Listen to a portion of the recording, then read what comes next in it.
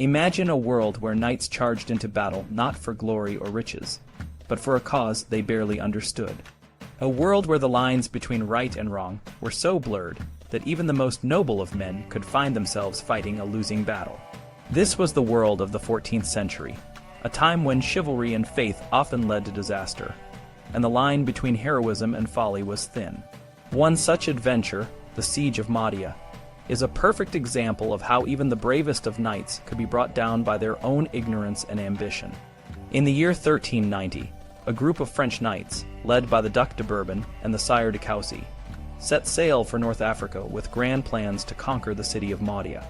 They were part of a larger campaign known as the Barbary Crusade, a series of military expeditions aimed at reclaiming lands from the Muslims, or as they were often called, the Saracens. The knights were driven by a mix of religious zeal and a desire for glory, but they were woefully unprepared for the challenges that lay ahead.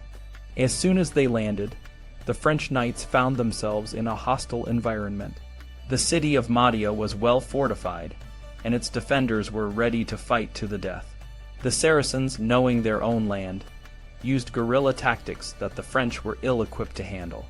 The knights, clad in heavy armor, struggled in the intense heat and humidity, and their numbers began to dwindle from the harsh conditions. One of the key figures in this campaign was the Duc de Bourbon, who, on Coucy's advice, tried to prevent a clash by rushing forward on his mule. Surrounded by thousands of excited warriors, Bourbon found himself in a precarious position. Fearing that he would not be obeyed if he ordered a retreat, he decided to let the situation dictate his actions.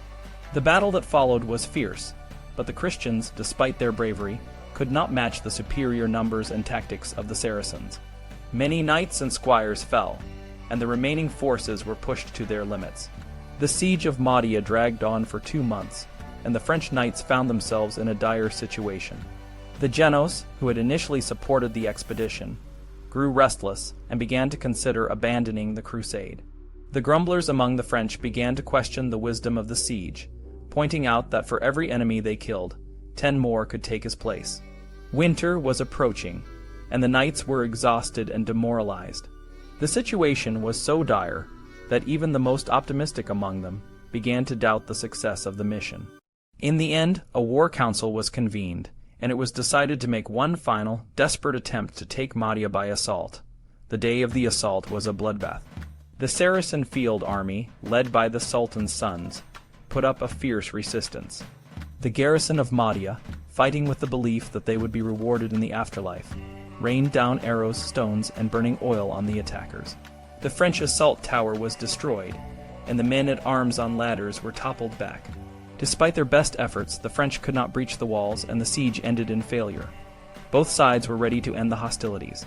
The Berbers, who had suffered from the invasion and blockade, had no desire to prolong the war on their own soil. The Genoese, who had instigated the expedition, were more than ready to withdraw.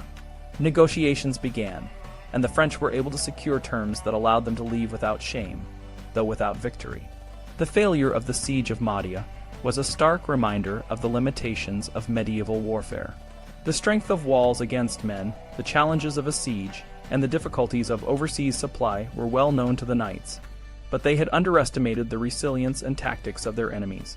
The lack of a clear and vital objective, combined with poor communication and intelligence, had led to a disastrous outcome. Despite the failure, the French knights were greeted as heroes when they returned to France. The processions and prayers held in their honor concealed the true nature of the campaign. The losses, though significant, were considered customary, and the public remained unaware of the hardships and futility of the expedition. The French, eager to hear of their deeds, were more interested in the stories of valor than the harsh realities of the battle. The King, Charles VI, remained undeterred by the accounts of the siege. He declared that as soon as peace could be made with England and within the Church, he would lead a royal army to continue the fight against the infidels. The participants, too, quickly forgot the pain and frustration of the campaign, and their enthusiasm for future crusades remained unchanged. The siege of Mahdia was not the only adventure that ended in vain. The French had a history of embarking on grandiose military campaigns, without proper planning or understanding of the challenges ahead. The lack of a clear and serious objective, combined with a culture that valued action over strategy, often led to failure. The French knights were driven by a desire to perform deeds of valor and to spread the Christian faith, but they often overlooked the practical aspects of their missions. In the years that followed, the French would continue to engage in similar campaigns, driven by the same mix of religious zeal and chivalric honor. The lessons of the siege of Mahdia, if they were learned at all, were quickly forgotten. The cycle of grand plans and bitter defeats would repeat itself, a testament to the strength of human ambition and the limits of human foresight. The world of the 14th century was a complex and often brutal place, where the lines between heroism and folly were often blurred. The siege of Mahdia serves as a powerful reminder of the dangers of embarking on military adventures without a clear understanding of the challenges and the importance of planning and preparation. In a world where chivalry and faith often led to disaster, the story of the siege of Mahdia stands as a cautionary tale for all who seek to achieve great things.